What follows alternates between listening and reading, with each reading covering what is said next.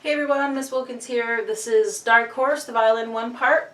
Okay, this is a little bit challenging than some of the other parts, but again, not terribly. So what I want to say is, even though you're playing something you might feel is really simple, I want you to challenge your playing and your technique and work on technical things on the instrument, even though you're playing something simple. What I mean by that is we've got, in the opening, we've got some accents, we've got crescendos and graded dynamic changes. These are complex ideas, but even though you're playing something simple. So you might want to think about where you are on your bow or your contact to execute things. Maybe for soft things, you're going to move towards the fingerboard and then gradually work your way towards the bridge. Then while you're doing this, you're playing accents. So this is not exactly simple. It looks simple, but it is not. Hold on one second. Okay, so this opening measure right here is a sort of a finger twizzler. You do have to lift that first finger. Then I'm going to place the G natural right next to it. And while I'm playing the G, I'm moving my first finger over. I don't know if you can see that. So, okay, so that's a tricky part. Work that out in your fingers first, and then we're going to address the accents and all the dynamic changes. So I'm going to start down here.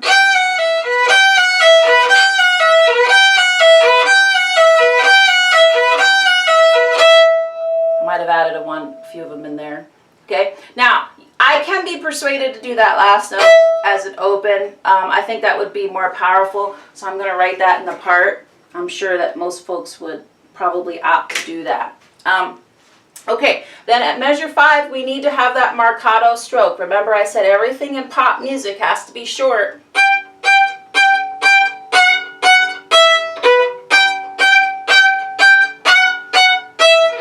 Remember, that's going to sound more like pop music. It's more interesting and exciting for the audience. So you really have to make sure you're stopping your bow after every stroke. And that's a simple thing, but it's something that you can really, how perfectly can I execute every single one of those short stop notes. Okay, and then at measure 13, we have a little bit of the melody. And again, we've got some fourth fingers marked in, and I'm just marking in what I call size. So at measure 14, you're going to sort of want to do what I call a sigh by releasing the pressure in the bow, and that sort of sounds like we're sighing, okay? Sorry about that. But the fourth fingers are non-negotiable.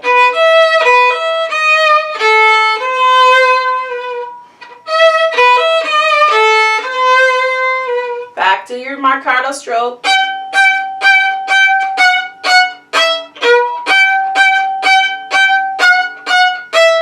And then at 21, you really want to sing on this one.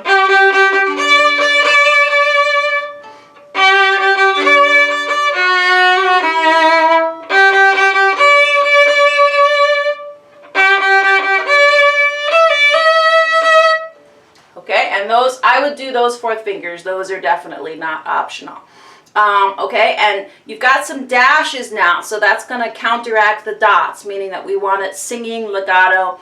I've also changed the bowing at measure 24 to be that beats 3 and 4 all in one bow. And let's see, I did that in one other place, also in measure 49, same thing. Okay, it's pretty repetitive. Once you get those like 3 little things, the piece pretty much plays itself. Again, you want to challenge your playing and see how perfectly can I execute my bow hold, how perfectly can I make those dynamic changes, how perfectly can I match articulation with my section. That's what it's all about, in keeping your interest and your mind active, even though you're playing something simple. All right, guys, that's it for this one. Take care. I'll see you later, and I'll see you in the next video. Bye-bye.